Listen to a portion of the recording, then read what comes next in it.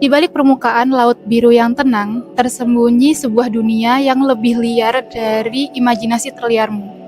Adalah morfologi dasar laut, bukan sekedar hamparan pasir, ini adalah landscape ekstrim tempat gunung yang lebih tinggi dari Gunung Everest berdiri, palung lebih dalam dari ketinggian pesawat terbang, sampai sungai yang mengaliri lautan.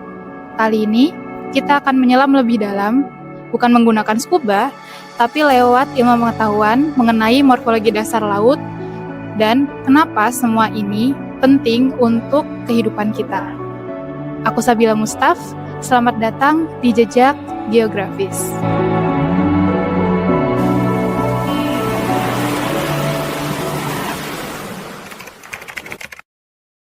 Morfologi dasar laut merupakan studi tentang bentuk dan struktur yang ada di permukaan laut. Morfologi dasar laut ini terbentuk akibat adanya proses tenaga endogen dan juga tenaga eksogen. Hasilnya, bentuk dasar laut memiliki beragam bentang alam yang unik dan juga menakjubkan. Lautan secara garis besar terbagi ke dalam dua bagian. Ada yang namanya continental margin dan juga ocean basins. Nah, untuk continental margin sendiri atau yang bisa kita sebut sebagai tepi benua adalah daerah transisi antara kerak samudra dengan kerak benua. Sedangkan untuk ocean basins adalah area luas di bawah permukaan laut yang merupakan depresi geologis besar yang berisi air dan terpisah dari benua.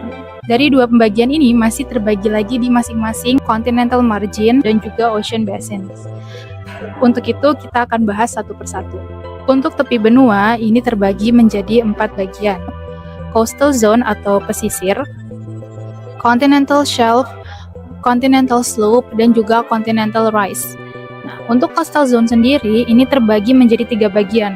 Ada yang namanya coast, shore, dan juga shoreline. Coast ini merupakan bagian yang luas yang biasanya digambarkan sebagai area yang langsung menghadap ke daratan dan tepi air. Untuk shore sendiri adalah area dari garis air surut rata-rata ke tepi daratan pasir yang diangkut oleh gelombang. Sementara untuk shoreline adalah garis di mana air laut dan juga daratan bertemu satu sama lain. Continental shelf adalah landasan kontinental yang merupakan landasan perairan dangkal yang melandai secara perlahan di bawah laut menuju patahan landasan kontinen. Continental slope itu adalah lereng benua yang lebih curam di bagian atasnya, sementara di bagian bawahnya itu lebih landai. Dan yang terakhir ada continental rise yang merupakan perbatasan antara lereng benua dengan dasar laut dalam. Bagian ocean basins itu masih terbagi lagi menjadi 7 fitur morfologi dasar laut.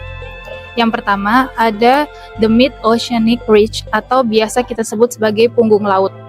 Punggung laut ini merupakan rantai pegunungan bawah laut yang terbentuk oleh penyebaran dasar laut. Sebuah proses di mana dasar laut baru tercipta saat lempeng tektonik menyimpang. Yang kedua, ada deep sea trenches, atau bisa kita sebut sebagai palung laut. Palung laut ini merupakan bagian bawah laut yang memiliki kedalaman terdalam dengan terusan panjang berbentuk V yang terletak di tepi cekungan samudra. Yang ketiga, ada island arcs, atau busur pulau. Adalah rantai atau rangkaian melengkung pulau-pulau samudra yang dibentuk oleh aktivitas vulkanik di sepanjang zona subduksi di mana satu lempeng tektonik bergeser di bawah lempeng tektonik lainnya.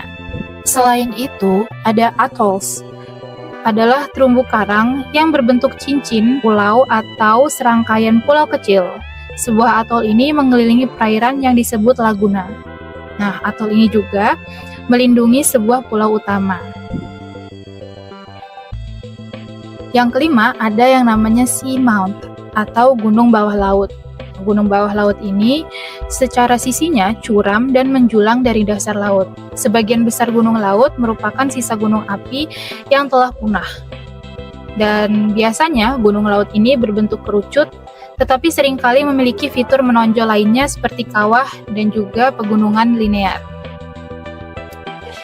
Yang keenam, guyots.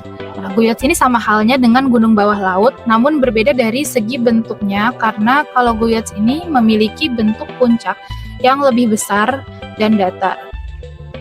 Dan yang terakhir, yang ketujuh, the abyssal floor atau dasar jurang yang menggambarkan daerah datar yang lebih luas di sekitar dan di antara topografi dasar laut. Nah, tadi aku sudah menyampaikan tentang klasifikasi atau pembagian mengenai lautan.